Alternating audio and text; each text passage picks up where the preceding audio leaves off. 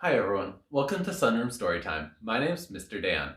Today, I'm going to read you the story, Hidden Figures, the true story of 4 black women and the space race. It's written by Margot Lee Shetterly. It's illustrated by Laura Freeman. Do you see all the stars? Hidden Figures, the true story of 4 black women in the space race by Margot Lee Shetterly.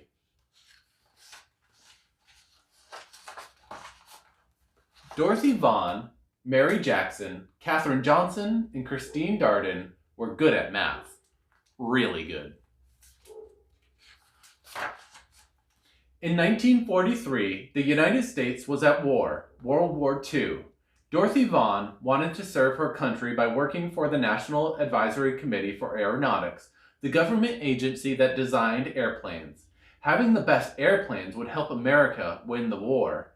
Making airplanes fly faster and higher and safer meant doing lots of tests at the agency's Langley Laboratory in Hampton, Virginia.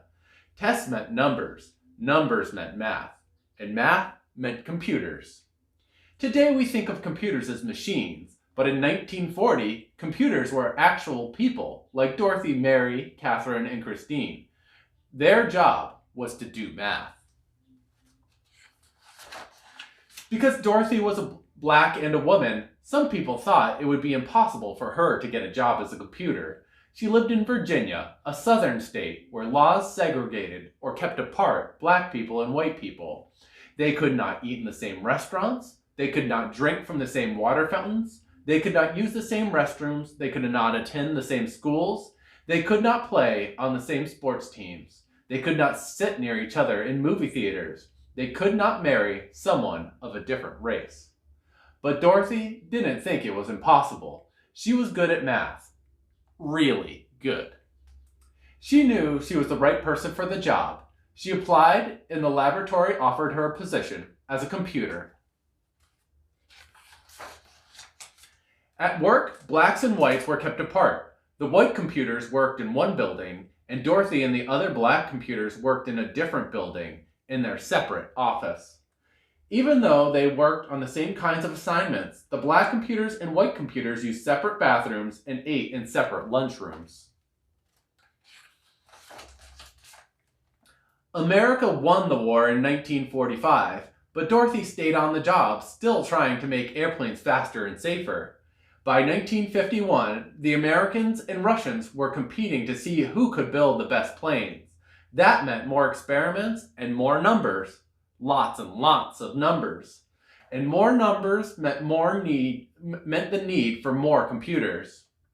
That's when Mary Jackson got a job as a computer at Langley. She worked in a group that tested model airplanes in wind tunnels. The wind tunnel was a machine like a huge metal box with a powerful fan attached. Mary put model airplanes in the wind tunnel and blasted them with air from the fan. This experiment helped her group improve their designs on the models before building full-sized airplanes.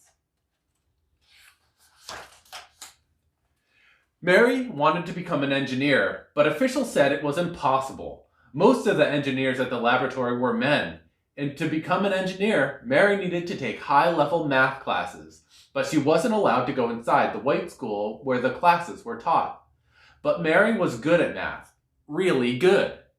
She refused to give up. She got permission to enter the school building and take the math classes, and she earned good grades. Because she didn't give up, Mary Jackson became the first African-American female engineer at the laboratory. Katherine Johnson was good at math and always asked lots of questions. In 1953, she applied to the laboratory for a computer job and was placed on a team that tested actual airplanes while they were flying in the air. Their research was used to figure out ways to prevent future plane crashes. In one of her first projects, she learned how to analyze turbulence or dangerous gusts of air. No one knows how many lives her work may have helped save. Katherine wanted to help the group prepare its research reports, so she asked if she could go to the meetings with the other experts on her team. Her boss told her that it was impossible.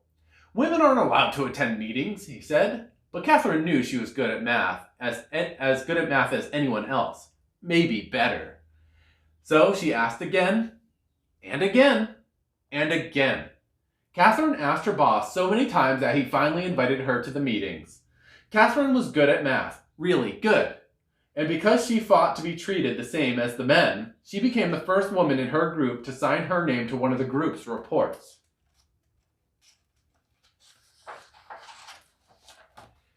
In the 1950s, the Langley Laboratory bought a machine computer that could do math faster than the human computers.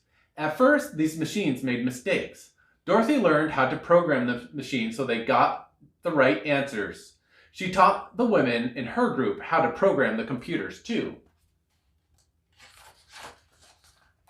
In 1957, Russia launched a satellite known as Sputnik into orbit around the Earth. The United States started building satellites to explore space too.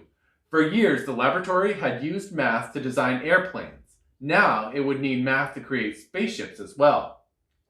The government decided to change the agency's name from the National Advisory Committee for Aeronautics to the National Aeronautics and Space Administration, NASA.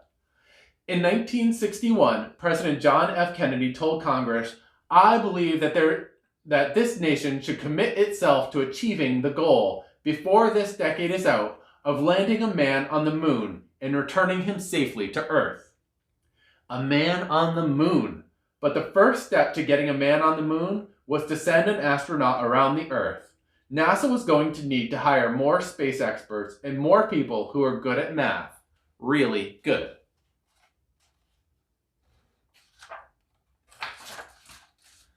The people at the laboratory had to work together from morning to night to figure out how to send astronaut John Glenn into space and to bring him back home to Earth safely.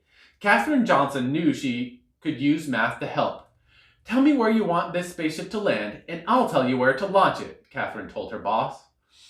Katherine helped calculate the trajectories, or pathways, that rockets traveled through space. She had to plan Glenn's exact route. From takeoff in Florida to splashdown in the Atlantic Ocean, there was no room for error. No one was better than Katherine at solving these tricky math problems. Days before his mission, John Glenn wanted Katherine to double-check the machine computer's trajectory calculations to make sure it hadn't made any mistakes. When Katherine said the numbers were correct, Glenn was ready to go. On February 20th, 1962, Glenn blasted off into space, circled the Earth, and made his way home safely. Meanwhile, laws began to change so that black and white students could go to school together. Blacks fought for the right to sit beside whites on buses and to drink from the same water fountains. At the laboratory, black and white computers started working together in the same offices, eating at the same lunch tables, and using the same bathrooms. Black and white moviegoers could sit next to each other in the same theater. Across the country, people started to think of ways to bring equality to all Americans.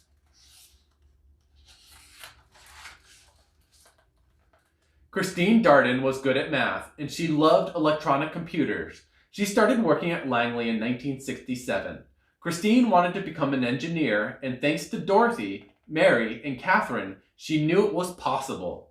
Eventually, she became an engineer for supersonic airplanes, planes flying faster than the speed of sound. But her first job was to help NASA's mission to the moon. The people at the laboratory prepared for years to send astronauts to the moon, about 238,900 miles away from the Earth. Finally, on July 20th, 1969, the world watched as 3 men arrived at the moon in their Apollo 11 spacecraft. "That's one small step for man, one giant leap for mankind," said astronaut Neil Armstrong, when he stepped onto the dusty surface. But it was also a giant leap for Dorothy, Mary, Katherine, and Christine, and all the other computers and engineers who had worked at the laboratory over the years. The moon landing was a success from takeoff to splashdown, but there was no time to rest. Once NASA landed astronauts on the moon, the people at the laboratory began dreaming of sending humans to other planets, such as Mars or Jupiter or Saturn. They started to imagine hyperfast space planes that could travel around the Earth at 7 times the speed of sound.